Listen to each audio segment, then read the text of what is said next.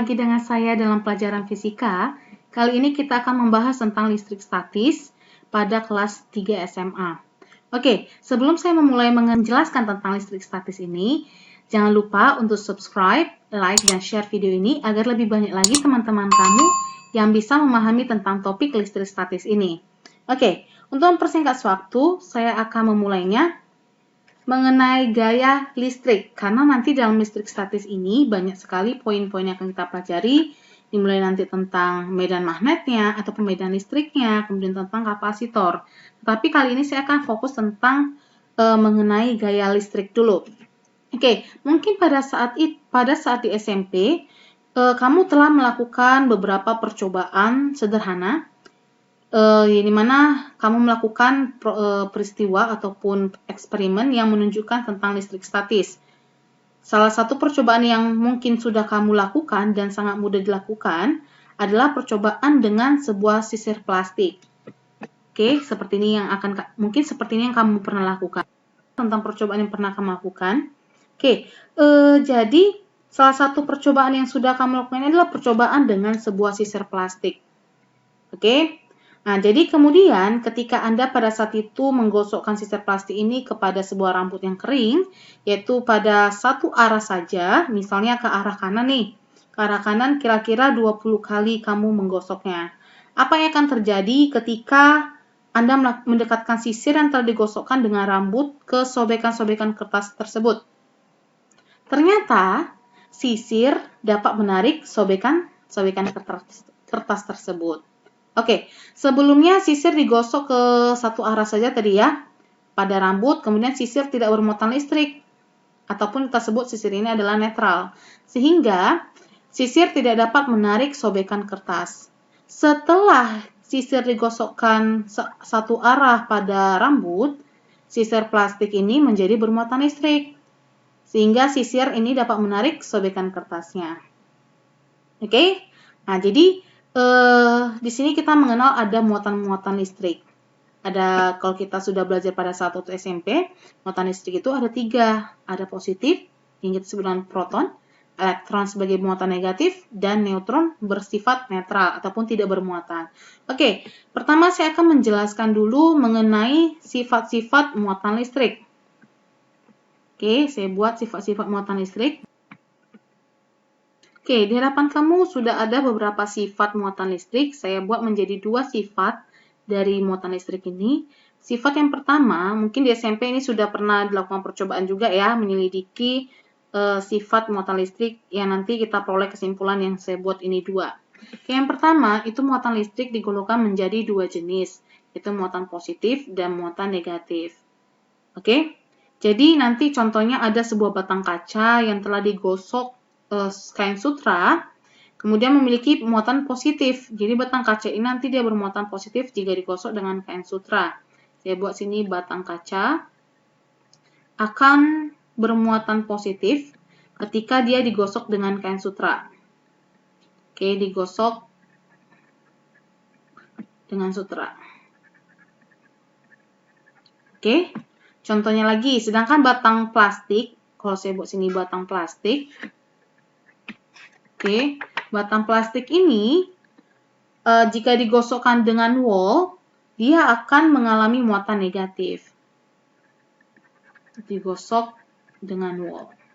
Oke, jadi di sini kita bisa melihat bahwa muatan listrik itu ada positif dan ada negatif.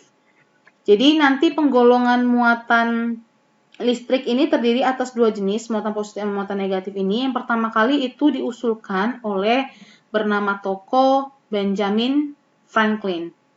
Oke. Kemudian yang sifat muatan listrik yang kedua, muatan listrik sejenis akan tolak-menolak, contohnya positif dan positif, ataupun negatif dan negatif, itu akan terjadi tolak-menolak. Sedangkan listrik yang tidak sejenis akan tarik-menarik antara positif ataupun dan negatif. Positif negatif itu akan terjadi tarik-menarik. Oke. Kemudian jika saya jelaskan, apa sih penyebab terjadinya muatan listrik itu? Apa penyebab terjadinya muatan listrik? Oke, sebelum menjelaskan apa penyebab terjadinya muatan listrik ini, kamu harus tahu juga bahwa semua benda termasuk sisir, bahkan sisir plastik ya, itu disusun oleh partikel-partikel terkecil yang nanti kita sebut dengan atom. Jadi semua benda yang kita lihat ini itu memiliki partikel-partikel kecil yang kita sebut dengan atom. Jadi secara sederhana, atom itu terdiri atas sebuah inti atom yang bermuatan positif. Dan nanti jauh dari inti atom itu ada elektron-elektron yang bergerak mengitari inti atom. Jadi nanti inti atom itu sendiri disusun oleh dua partikel dasar, yaitu proton dan neutron. Oke, saya akan gambarkan. Oke, di hadapan kamu saya sudah memberikan contoh gambar dari struktur atom ataupun model atom untuk sebuah atom karbon. Jadi ini saya buat, kalau atom karbon itu kan kita tulis dengan C126 ya. Oke, di sini kita akan melihat jumlah muatan elektron, proton, dan neutronnya. Oke, di sini elektron itu yang dimuatkan dan negatif, di sini ada 1, 2, 3, 4, 5, 6. Oke, sedangkan protonnya juga ada 6, 1, 2, 3, 4, 5, 6. Oke, dan neutronnya juga ada 6. Ini dia bersifat netral. Jadi dalam semua atom, proton-proton dan neutron itu diikat secara bersama oleh gaya yang sangat kuat. Antara proton dan neutron itu diikat secara bersama dengan gaya yang sangat kuat. Jadi gaya ini disebut dengan gaya nuklir kuat. Oke, gaya ini hanya bekerja pada jarak yang sangat dekat. Itulah sebabnya melepaskan proton atau neutron dari inti atom itu sangat sukar, sangat sukar ataupun sangat sulit. Jadi adapun elektron-elektron yang jaraknya sangat jauh dari inti atom ya, elektron-elektron yang mungkin sangat jauh dari inti atom, itu akan selalu bergerak lebih bebas mengitari inti atomnya. Jadi elektron-elektron ini tidak diikat dengan kuat sehingga ia dapat keluar daripada negatif ini, muatan negatifnya itu dapat keluar dari posisinya. Oke? Jadi karena tidak diikat kuat, jadi muatan negatif ini bisa keluar dari posisinya masing-masing, bahkan bisa keluar dari atomnya. Oleh energi yang jauh lebih kecil dibandingkan dengan energi yang diperlukan untuk mengeluarkan proton dan neutron ini daripada inti atomnya. Jadi lebih gampang keluar itu adalah elektron ya. Makanya ketika sebuah batang kaca dengan sebuah kain sutra digosokkan, elektron-elektron pada batang kaca itu bisa keluar karena lebih gampang membuang muatan elektron dibandingkan muatan proton ataupun neutronnya. Oke, jadi ketika nanti Anda menggosokkan sisir, saya ambil contoh sisir lagi ya. Jadi ketika Anda menggosokkan sisir dalam satu arah pada rambut kering, jadi gaya gosok Anda lah yang dapat mengeluarkan beberapa elektron dari rambut Anda itu. Jadi gaya gosok Anda sanggup mengeluarkan beberapa elektron dari rambut Anda untuk dipindahkan kepada sisir. Jadi elektron dari rambut itu berpindah kepada sisir. Jadi akibatnya sisir yang kelebihan elektron ini menjadi bermuatan negatif. Makanya kita dapat menyebutkan bahwa sisir itu bermuatan negatif ketika digosok oleh rambut kita. Oke? Sedangkan rambut kita menjadi kekurangan elektron karena dia sudah berpindah kepada sisir. Oke, jadi nanti yang perlu kamu ketahui juga, untuk muatan listrik ataupun satuan muatan listrik dalam SI itu diukur dalam coulomb. Saya buat di sini satuan. Oke. Satuan muatan listrik itu adalah coulomb. Yang disingkat dengan C besar. Oke ya. Jadi definisi dari satu coulomb itu adalah sejumlah muatan yang mengalir melalui suatu penampang kawat dalam 1 sekon. Jadi ketika arus 1 ampere melalui kawat itu. Jadi bisa kita tulis untuk satu muatan elektron itu senilai dengan 1,6 kali 10 pangkat negatif 19 coulomb. Nah, ini perlu kamu ketahui dan kamu ingat bahwa muatan elektron itu setara dengan, satu elektron itu setara dengan 1,6 kali 10 pangkat negatif 19 coulomb. Oke? Kemudian kita lanjut. Oke, dimana di sini saya buat perumusan gaya Coulomb. Saya ambil subtopik berikutnya, perumusan gaya Coulomb. Jadi, besar gaya listrik antara dua benda bermuatan listrik ini diselidiki oleh fisikawan Prancis yang bernama Charles Coulomb pada tahun 1785. Makanya diambil sini menjadi namanya gaya Coulomb karena oleh Charles Coulomb. Oke, dalam percobaannya ini tentang gaya antara muatan, itu pertama kali dia menggunakan sebuah alat yang sangat sederhana bernama sebuah neraca puntir. Oke, mungkin kamu bisa mencari tahu bagaimana proses kerja neraca puntir yang dilakukan oleh si Charles Coulomb ini. Yang perlu kamu ketahui dan kamu ingat bahwa jika muatan yang sejenis, positif dan positif, ataupun negatif dan negatif didekatkan akan terjadi tolak menolak. Sedangkan jika berbeda muatan, baik itu positif negatif, itu ataupun dikatakan tidak sejenis, akan mengalami tarik-menarik. Oke, oleh si Charles Coulomb ini, atau saya sebutkan hanya Coulomb saja ya, dia berhasil menemukan hukum Coulomb, yang disebut dengan hukum Coulomb. Apa sih hukum Coulomb itu? Oke. Hukum Coulomb itu bunyinya, besar gaya tarik atau gaya tolak antara dua muatan listrik adalah sebanding dengan perkalian kedua muatan dan berbanding terbalik dengan kuadrat jarak kedua muatan tersebut. Jadi jika saya tuliskan dalam matematisnya, itu dituliskan dengan F sama dengan gaya ya. F sama dengan 1/4V-N0 ataupun F permitivitas. Oke. Dikali dengan Q1, Q2 per R kuadrat. Oke, ini perlu kamu ingat rumus dari hukum Coulomb ini. Oke, jika saya tuliskan apa sih keterangan dari ini? Oke, saya akan buat keterangannya. Untuk keterangannya, F itu adalah gaya listrik, ya seperti biasa ya. Gaya tarik ataupun gaya listrik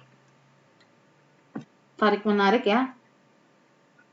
Tarik-menarik ataupun tolak-menolak ataupun saya buat atau tolak-menolak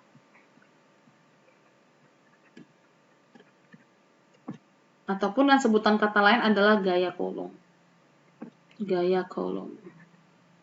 Apa sih satuannya? Yaitu adalah Newton. Kemudian di sini ada juga yang namanya E. Oke, seperti ini E ya. Saya sebut dengan permitivitas. Oke, permitivitas bahannya ataupun permitivitas medium.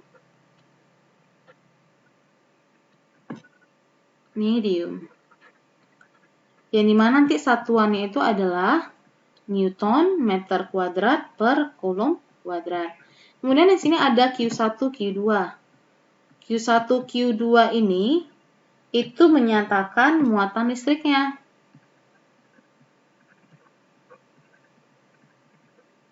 Apakah muatan listrik pertama ataupun kedua, yang dimana satuannya adalah Coulomb. Dan yang terakhir di sini ada R. R kecil, di sini adalah jarak antara kedua muatan.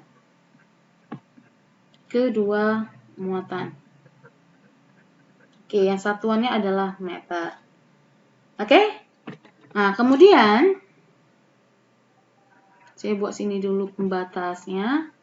Oke, jika nanti sebuah benda ini ataupun sebuah muatan ini diletakkan pada medium, ataupun jika medium tempat muatan-muatan ini berada adalah vakum atau udara, nanti nilai dari E-nya itu sama dengan N0. Ini ketika dia di vakum udara ya. Di vakum ataupun di udara. Jadi nilai permitivitas ini sama dengan permitivitas udara N0-nya. Oke, atau saya bisa juga tulis dengan, di sini ada beberapa juga rumus tentang gaya kolom. F sama dengan 1/4 V N0. Oke, saya buat sini N0 ya. Dikali dengan Q1, Q2 per R kuadrat. Karena ini nilainya ini adalah 1, ataupun setara dengan nilai K, sehingga ini bisa saya tulis juga, F itu sama dengan, yang ini bernilai K-nya ya, K dikali dengan Q1, Q2, atau per R kuadrat. Karena ini adalah nilainya menjadi konstanta. Oke, di mana nilai K, ini saya tulis, di mana nilai K itu sama dengan 1 kan, 1/4 V N0. Yang nanti kalau kita cari secara perhitungan, kita dapati adalah 9 kali 10 pangkat 9 Newton meter kuadrat per kolom kuadrat. Oke, ini perlu diketahui ya. Nilai konstanta pada gaya kolom itu adalah 9 kali 10 pangkat 9 Newton meter kuadrat per kolom kuadrat. Oke, kemudian supaya untuk mendapatkan nilai ini, kamu bisa memasukkan nilai permitivitas udaranya ataupun N0-nya itu senilai 1/4 VK, yang dimana nanti nilai itu adalah 8,85 kali 10 pangkat negatif 12, oke, 12 Newton pangkat min 1 meter pangkat min 2 per kolom kuadrat. Oke, saya rasa untuk mengenai rumus ini masih belum ada masalah ya. Jika nanti kita aplikasikan pada soal, saya rasa lebih memahami nanti. Oke, nanti jika kedua muatan ini berada dalam medium selain vakum ya, selain dari sini ataupun di udara, itu bisa kita buat atau dengan sebutan lain adalah permitivitas medium. Permitivitas medium itu nanti dihitung dengan, permitivitas medium itu saya tulis dengan E, saya singkat E ya, permitivitas medium sama dengan ER N0. Oke, di sini ER ini adalah relatif ataupun yang disebut dengan permitivitas relatif atau tetapan dielektrik. Nah, jadi nanti nilai ER ini untuk ruang hampa atau udara adalah 1. Makanya E sama dengan N0, makanya sini dia ER-nya adalah 1, makanya menghasilkan yang ini. Tetapi, kalau nanti dia medium yang jenis lain ataupun lebih besar dari 1, nanti bisa kita masukkan nilainya di sini. Berapa nanti permitivitas mediumnya. Oke. Nah, saya akan masuk ke contoh soal membahas tentang rumus gaya kolom ini. Ada 2 contoh soal yang akan saya berikan. Contoh soal yang pertama akan kita selesaikan. Oke, di hadapan kamu sudah ada contoh soal yang pertama. 2 muatan masing-masing 20 mikrokolom dan 24 mikrokolom. Terpisah pada jarak 12 cm. Hitung besar gaya yang bekerja pada kedua muatan tersebut jika yang A, kedua muatan diletakkan di udara, dan yang B, kedua muatan diletakkan dalam bahan yang memiliki permitivitas relatifnya 3. Oke, sebelumnya pertama-tama kita akan tulis dulu diketahuinya. Oke, diketahuinya di sini adalah Q1-nya, muatan pertamanya adalah 20 mikrokolom. Oke, mikrokolom ini harus kita ubah ke dalam satuan SI-nya, di mana menjadi 20 kali 10 pangkat negatif 6 kolom. Kemudian ada juga muatan yang kedua, Q2-nya, senilai 24 mikrokolom, yang bisa kita tulis juga dengan 24 kali 10 pangkat negatif 6 kolomnya. Kemudian R-nya terpisah sejauh jaraknya R-nya 12 cm, kita ubah juga ke dalam meter menjadi 12 kali 10 pangkat negatif 2 meter. Oke. Kemudian jangan lupa juga konstanta dari gaya kolomnya adalah 9 kali 10 pangkat 9. Satunya adalah Newton meter kuadrat per kolom kuadrat. Oke, yang ditanya yang pertama adalah kedua besar gaya ya, besar gaya yang bekerja pada muatan tersebut jika kedua muatan diletakkan udara, berarti yang A adalah ketika F-nya di udara, yang B ketika F-nya diletakkan pada sebuah bahan yang memiliki permitivitas relatifnya 3. Terus saya buat sini di mana ER-nya sama dengan 3. Oke, kita akan selesaikan yang A dulu. Oke, yang A, kita tahu rumusnya F udara sama dengan K kali Q1 Q2 per R kuadrat. Kalau kita lihat ke atas, nih ya, ketika dia udara. Oke, ini bisa kita taruh udara karena nanti di sini bernilai konstantanya. Yang ini kita pakai ya. Oke, kemudian kita turun ke bawah, kita selesaikan kembali lagi. Oke, kita kerjakan, berarti 9 kali 10 pangkat 9, Q1-nya bernilai 20, kali 10 pangkat negatif 6, dikali dengan 24 kali 10 pangkat negatif 6, per R kuadratnya 12 kali 10 pangkat negatif 2, jangan lupa dikuadratkan. Oke, kita cari, ini bisa dibagi ya. Oke, kita dapatkanlah hasilnya sama dengan, jangan lupa ya pangkatnya ya, minus 6 berarti negatif 12, 4. Oke, hasilnya adalah, nanti kamu cari dapatnya adalah 300 Newton.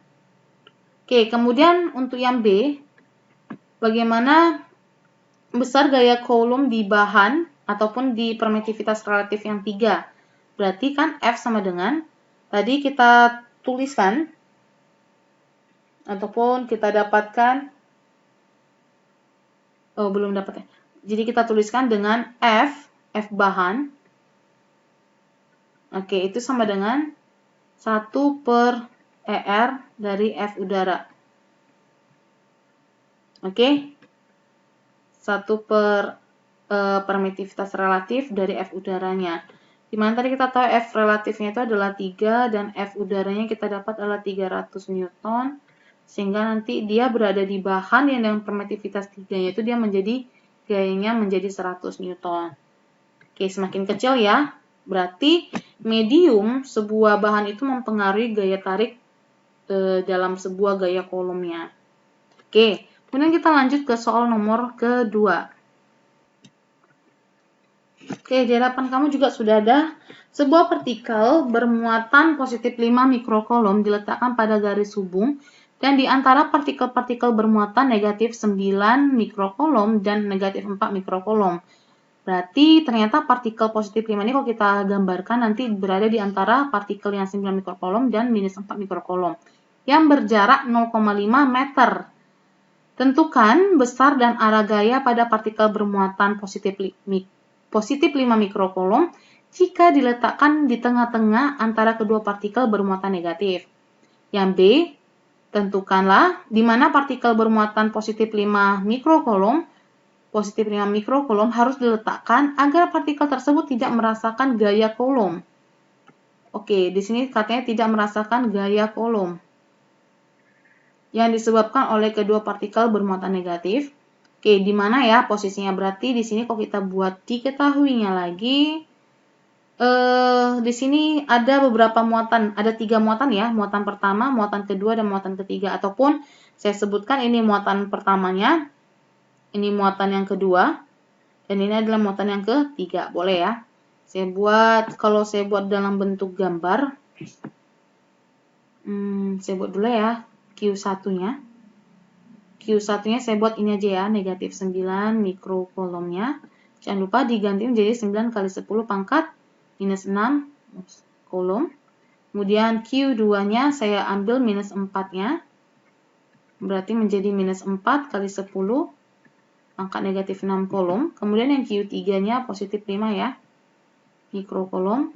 Saya buat menjadi positif 5 kali 10 pangkat negatif 6 coulomb. Terpisah sejarak oleh berarti R antara R1 dan 2 itu sama dengan 0,5 meter. Oke, udah satuan SI ya. Kalau saya buat dalam bentuk gambar, saya buat dulu tanya dulu ya. Ditanya, yang pertama tentukan besar gaya jika berada di tengah-tengah. Oke, saya buat ini. Jika dia berada di tengah-tengah, saya buat di tengah. Oke, yang B. Di sini adalah di manakah partikel, berarti di sini di manakah partikel bermuatan positif 5 kolom, berarti saya buat RQ3 agar F-nya itu tidak merasakan gaya kolom ya. Berarti kalau tidak merasakan gaya kolom itu berarti kita anggap F-nya itu 0. Oke, di sini saya buat. Oke. Jika saya buat dalam bentuk gambar dulu untuk menjawab soal yang A, di sini ada muatan, sini saja ya, ada muatan sejenis, ini minus 4, ini 9 mikrokolom, dan ini adalah minus 4 mikrokolom. Katanya, di tengah-tengah, ini di antara kedua partikel ini, di tengah-tengahnya ini, ada sebuah muatan yang bernilai 5 mikrokolom. Jarak antara sini ke sini, jarak antara negatif 9 ke negatif 4 itu, dia bernilai 0,5 meter. Berarti kita simpulkan, jika ini saya sebut dengan A, A-nya itu bernilai 0,25 meter ya. Dan ini juga 0,25 meter. Oke, sekarang kita tinggal selesaikan. Karena akibat ada muatan di tengah-tengah ini yang berbeda muatan, di sini positif, berarti ini saya buat Q1, yang ini Q2, yang ini adalah Q3. Oke. Akibat dari ini akan terjadi tarik-menarik bagi Q1 dan Q3 ataupun juga dengan Q3 dan Q2. Akibatnya, jika saya buat arah vektor gayanya menjadi seperti ini. Ini F31 dan ini juga ada F32-nya.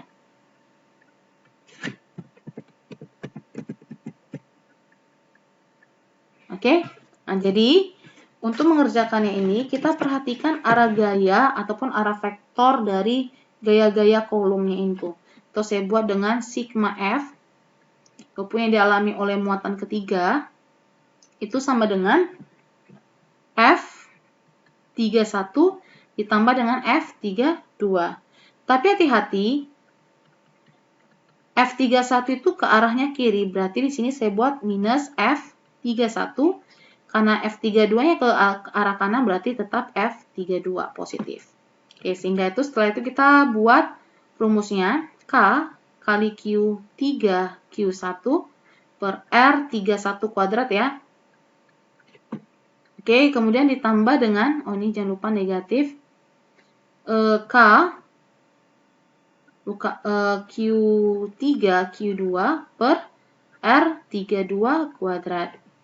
Sama dengan, jika saya buat posisinya saya perbaiki, berarti bisa juga, nggak usah perbaiki ya. Ini sama, ini sama, ini sama, ini sama. Berarti bisa saya keluarkan menjadi K Q3 buka kurung negatif Q1 R31 kuadrat ditambah dengan Q2 per R32 kuadrat. Oke, kemudian nilai K-nya boleh kita masukkan. Berarti kebetulan R31 dan R32-nya sama ya. Sama nilainya ya. Berarti saya bisa keluarkan. Ini saya perbaiki. Kebetulan sama. Berarti saya buat di luar saja ya. Saya buat di sini A kuadrat. Oke? A kuadrat. Sehingga, ini harus saya hapus juga nih pernya. Oke, sehingga kita buat perhitungannya. Kita masukkan angkanya 9 kali 10 pangkat 9 dikali dengan Q3-nya bernilai 5 kali 10 pangkat negatif 6 per, ini A ya, bukan Q. A kuadratnya senilai 0,25 meter, berarti 25 ke pangkat minus 2 ya. Berarti 25 kali 10 pangkat negatif 2 kuadrat. Oke, minus Q1-nya minus 9. Oke, untuk muatan dalam perhitungan itu tidak perlu kita tulis negatifnya. Saya ulangi sekali lagi, dalam perhitungan jenis muatannya itu tidak perlu kita masukkan menjadi negatif 9 pada perhitungannya. Jadi tidak perlu kita masukkan negatifnya. Jadi negatif ini berasal dari arahnya, arah dari vektor ini. Jadi saya cukup hanya menuliskan angkanya saja, saya masukkan Q1-nya adalah 9. Dikali dengan 10 pangkat negatif 6, ditambah dengan Q2-nya bernilai negatif 4 ya. Berarti saya tidak tulis negatif 4-nya, saya buat tetap 4 kali 10 pangkat negatif 6. Oke, kalau kita hitung berarti 9, ini berarti 45 kali 10 pangkat 3. Oke, per 25 pangkat 2, 625.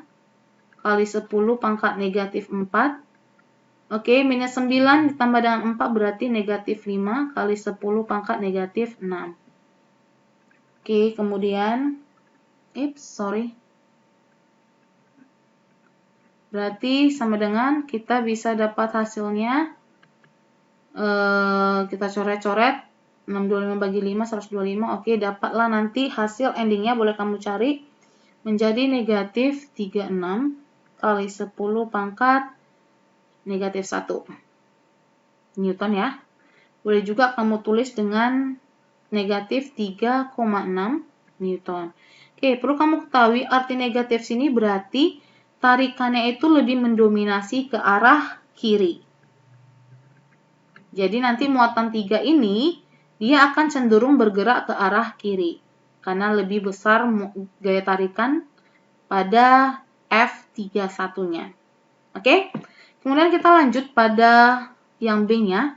Bagaimana ketika R-nya itu, RQ3, di mana diletakkan muatan positif 5 itu agar tidak mengalami gaya Coulomb. Berarti kalau saya buat, oke, untuk menjelaskan yang soal B, sekarang kita lihat di manakah posisi Q3 muatan ketiga agar nanti hasil resultan gaya pada pada muatan 3 itu sama dengan 0. Berarti secara saya letakkan secara sembarang dulu di antara Q3 dan Q2-nya, misalnya saya letakkan posisi Q3-nya itu di sini. Oke, mungkin jadi bisa di sini. Q3-nya sini berarti kalau jarak dari Q1 sampai Q2 adalah 0,5 meter, berarti yang ini saya buat misalnya adalah X, berarti yang ini tinggallah berarti 0,5 dikurang dengan X.